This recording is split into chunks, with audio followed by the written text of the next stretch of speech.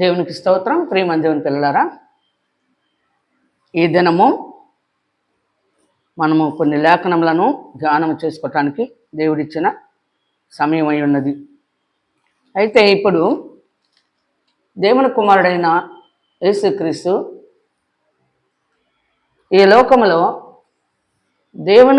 దేవుడు తన కుమారుని ఈ లోకానికి పంపించాడు. దేవుని కుమారుడైన యేసుక్రీస్తు మనందరి కొరకు,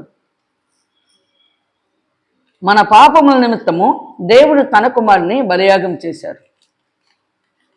దేవుని కుమారుడు యేసు కనుక దేవుడు చెప్పినట్లుగానే మనము చక్కగా తెలుసుకొని ఉండాలి. ఇతడు నా ప్రియ కుమారుడు, ఇతని యందు నేను ఆనందించుచున్నాను. కనుక దేవుడు సాక్ష్యం ఇచ్చాడు తన కుమారుడి మీద. యేసుక్రీస్తుని గూర్చి దేవుడైన యెహోవా సాక్ష్యం ఇచ్చాడు. ఇతడు నా ప్రియ కుమారుడు, ఇతని యందు నేను ఆనందించుచున్నాను అన్నాడు. యెషయా గ్రంథము, మనం లేఖనాలు ధ్యానం చేసుకుందాం. యెషయా గ్రంథము 9వ అధ్యాయము 6వ వచనము. ఏలయనగా మనకు శిశువు పుట్టెను, మనకు కుమారుడు అనుగ్రహింపబడెను, ఆయన భుజమ మీద రాజ్యభారం ఉండును. Full stop. చూడండి, ఏలయనగా మనకు శిశువు పుట్టెను. శిశువు దేవుడు కాదు, శిశువు పుట్టాడు. మనకు కుమారుడు అనుగ్రహింపబడెను. కుమారుడు, దేవుని కుమారుడు, శిశువుగా దేవుని కుమారుడుగా మనకి అనుగ్రహింపబడినని యెషయా ప్రవక్త ద్వారా దేవుడు మనకు బయలుపరిచాడు. ఆయన భుజం మీద రాజ్యభారం ఉండను. దేవుడు తన కుమారుని మీద రాజ్యభారము, సర్వలోక నివాసుల అందరి యొక్క పాప భారం అంతా ఆయన భుజం మీద వేశారు. శిశువు పుట్టాడు, కుమారుడు అనుగ్రహించబడ్డాడు. యెషయా ప్రవక్త చక్కగా బయలుపరిచారు అన్నమాట. శిశువు పుట్టాడు, కుమారుడు అనుగ్రహించబడ్డాడు. అతని భుజమ మీద రాజ్యభారం ఉండును. లోక నివాసులందరి యొక్క పాపమును బట్టి, లోక అన్నిటి మీద మానవులందరి పాపాలను బట్టి ఆయన భుజం మీద రాజ్యభారం వేసేసాడంట. మనుషులు చేసిన పాపముల నిమిత్తము, సర్వలోక నివాసులందరి పాపం నిమిత్తము దేవుడు తన కుమారుని భుజం మీద వేశారంట. ఇక్కడ చూడండి ప్రియమైన దేవుని బిడ్డలారా, మళ్ళా 7వ వచనం మనం చదువుకుంటే,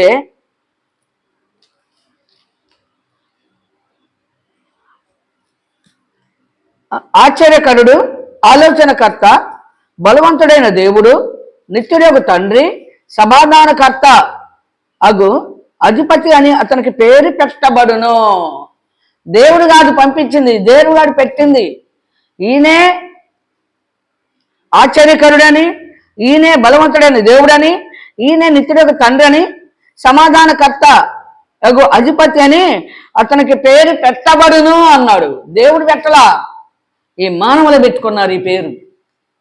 శిశువు పుట్టెను, కుమారుడు అనుగ్రహించబడను, అతని భుజం మీద రాజ్యభారం ఉండును. అది ప్రవక్త చక్కగా చెప్పాడు. కానీ దేవుని కుమారుడు ఈ లోకములో పుట్టిన తర్వాత దేవుని కుమారుడికి ఇవన్నీ పెట్టబడతాయి అంట పేర్లు. దేవుడు అంటారు, తండ్రి అంటారు, సమాధానకర్త అంటారు,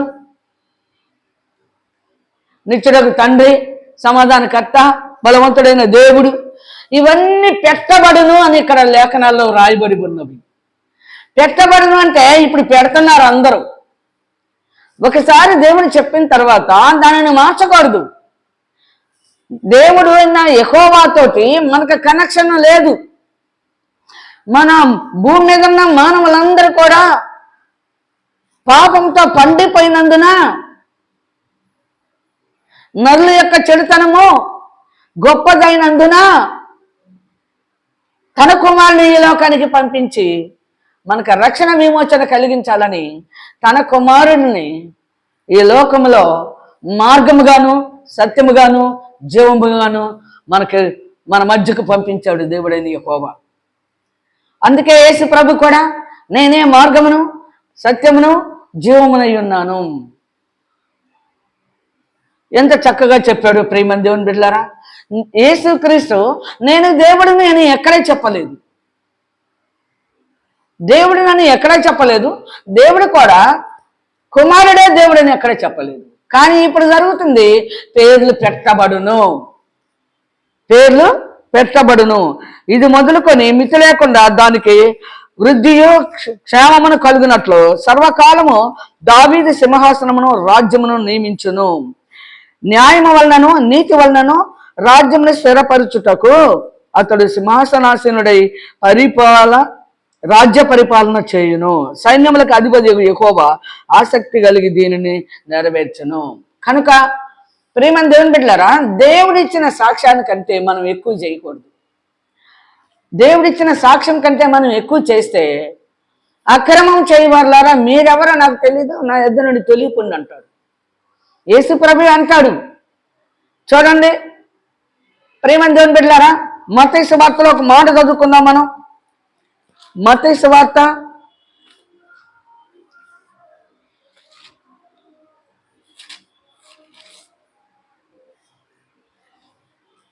7వ అధ్యాయము 31వ వచనంలో మనం చదువుకుందాం. ప్రభువా ప్రభువా అని నన్ను పిలుచు ప్రతివాడును పరలోక రాజ్యంలో ప్రవేశింపుడు కానీ పరలోకమందున్న నా తండ్రి చిత్త ప్రకారము చేయువాడే ప్రవేశించును. కుమారుడు ఎంత సాక్ష్యం ఇస్తున్నాడో చూడండి.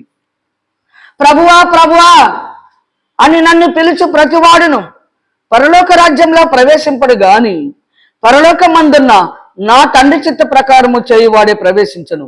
ఆ దినమందు అనేకులు నన్ను చూచి ప్రభువా ప్రభువా మేము నీ నామమున ప్రవచింపలేదా, నీ నామమున దయ్యములను వెళ్ళగొట్టలేదా, నీ నామమున అనేకమైన అద్భుతములు చేయలేదా అని చెప్పుదురు. అప్పుడు నేను మిమ్మల్ని ఎన్నడనో ఎరుగను, అక్రమం చేయవారులారా నా యొద్ద నుండి పొందని వారితో చెప్పుదును. ప్రియమైన దేవుని బిడ్డలారా, ప్రభువా ప్రభువా అని పిలిచి ప్రతివాడును పరలోక రాజ్యంలో చేరడు, ప్రవేశించడం. పరలోకమందున్న నా తండ్రి చిత్త ప్రకారం చేయవాడే పరలోక రాజ్యంలో ప్రవేశించును. కనుక దేవుడు తన కుమారుని ఈ లోకానికి ఎందుకు పంపించాడో మనం తెలుసుకోవాలి. దేవుడు తన కుమారుని దేనికి పంపించాడో, దేవుడు తన మార్గములన్నీ కూడా తన కుమారుడికి ఇచ్చి పంపించాడు. నా తండ్రి యొద్ద నుండి నేను వచ్చి తిని నా తండ్రి యొద్ద నేను చూసినయే మీకు చెప్పుచున్నాను. ప్రియమైన దేవుని బిడ్డలారా, నా తండ్రి నన్ను పంపించాడని మీరు తెలుసుకున్నారు కనుక మీరు నా మాటలు వింటారు, నా బోధ ప్రకారం నడుస్తారు. యేసు దేవుని కుమారుడు, శిశువై ఉన్నాడు. కనుక పేర్లు పెట్టబడను అన్నారంటే ఈ పేర్లన్నీ భూమి మీద పెట్టబడతాయి. చూసారా? ఎందుకంటే దేవునితో మనకి సహవాసం లేనందున తన కుమారుని లోకానికి పంపించారు. డైరెక్ట్ కనెక్షన్ లేదు. యెహోవాకిను భూమి మీద ఉన్న మానవులకి డైరెక్ట్ కనెక్షన్ లేదు. అందును బట్టి తన కుమారుని లోకానికి పంపించి కుమారుడు ద్వారా మనకు కనెక్షన్ ఏర్పాటు చేయటానికి తన కుమారుని లోకానికి పంపించాడు. కనుక నీవు నేను మనందరం కూడా శిశువు పుట్టును, కుమారుడు అనుగ్రహించబడిను, అతని భుజం మీద రాజ్యభారము. కనుక ప్రేమ దేవుని బిడ్డలారా, మనము దేవునితో సహవాసం, మన వలన దేవునితో సహవాసం చేపించాలని, అర్హత లేని వారికి అర్హత కలిగించాలని దేవుడైన యెహోవా తన కుమారుడైన క్రీస్తుని లోకానికి పంపించారు. అందుకే నేనే మార్గమును సత్యమును జీవమునై ఉన్నాను. యెరూషలేము దేవాలయానికి, సొలొమోను కట్టిన మందిరము యెరూషలేము దేవాలయంలోకి అక్కడ జరిగే క్రమం అంతటి ప్రకారము యేసు ప్రభు బాల్యము నుండి నడుచుకున్నాడు. దేవుడు యెహోవా ఆయన ఆరాధించేవారు ఆత్మతో సత్యముతో ఆరాధించాలి అని యేసు ప్రభు చెప్తున్నాడు. కనుక ప్రియమైన దేవుని బిడ్డలారా, నీవు నేను మనందరం కూడా మనకి ఇష్టమైన పేర్లు మనం పెట్టకూడదు. యేసు ప్రభుకి ఇష్టమైన పేర్లు పెట్టకూడదు. దేవుడు తన కుమారుడి ద్వారా మనకు సమాధానము కలుగు చేశాడు, రక్షణ కలుగు చేశాడు. అంతేగాని దేవుడు తండ్రి తండ్రి అని మీరు ఎవరికి పేరు పెట్టొద్దు అంటాడు. మత్తయి సువార్త 23వ అధ్యాయంలో తండ్రి అని మీరు ఎవరికి పేరు పెట్టొద్దు, మీ తండ్రి పరలోకమందున్నాడు అని చక్కగా లేఖనాల్లో మనకు బయలుపరిచారు. కనుక పరలోకములో ఉన్న తండ్రి చిత్తాన్ని నెరవేర్చుటకే దేవుని కుమారుడైన యేసుక్రీస్తు, దేవుడైన యెహోవా తన కుమారుని ఈ లోకానికి పంపించాడు. కనుక మనం మనసుకు నచ్చినట్టుగా, మన ఆలోచనకు తగినట్టుగా నడవకూడదు. అందుకే వీరు మానవులు కల్పించిన పద్ధతిలో దేవోపదేశములుగా బోధించుకొని దేవుని ఆజ్ఞను బొత్తిగా నిరాకరించింది. విధులు లేవు, కట్టడలు లేవు, ఆజ్ఞలు లేవు, శాసనాలు లేవు, ఏమి లేకుండా భూమి మీద సేవ జరుగుతుందంట. యేసు ప్రభువే దేవుడు అయిపోయాడు, యేసు ప్రభువే తండ్రి అయిపోయాడు, యేసు ప్రభువే ప్రేమని దేవుని బిడ్డలారా అన్నిటికీ యేసు ప్రభువే అయిపోయాడు. చూసారా, దేవుడు అయిపోయాడు, తండ్రి అయిపోయాడు, కుమారుడు అనేవాడే కనపడతలేదు. ఇతడు నా ప్రియ కుమారుడని 4-5 చోట్ల కొత్త నిబంధనలో దేవుడు సాక్ష్యం ఇచ్చాడు తన కుమారుడి గురించి. మనము దేవుడు ఏది చెప్తే అది వినాలి, కానీ మన మనసుకు నచ్చిన పనులలో చేయకూడదు. అలా చేస్తే యేసు ప్రభు దేవుని కుడిపార్శ్వంలో కూర్చొని ఉన్నాడు. ఇక్కడ నుంచి భూమి మీద ఉన్న అంశ అయిపోయిన తర్వాత ఆత్మ తాను దయచేసిన దేవుని ఎద్దుకు వెళ్ళినప్పుడు అక్కడ చూడగానే, ప్రభువా నీ నామమును ప్రవచించామయ్యా, నీ నామము దయ్యాలు నలుగొట్టావు, నీ నామమును అద్భుత కార్యాలు ఆశ్చర్య కార్యాలు చేసావంటే, అక్రమం చేయవారులారా మీరెవరో నాకు తెలియదు, నా యొద్ద నుండి తొలగిపోండి.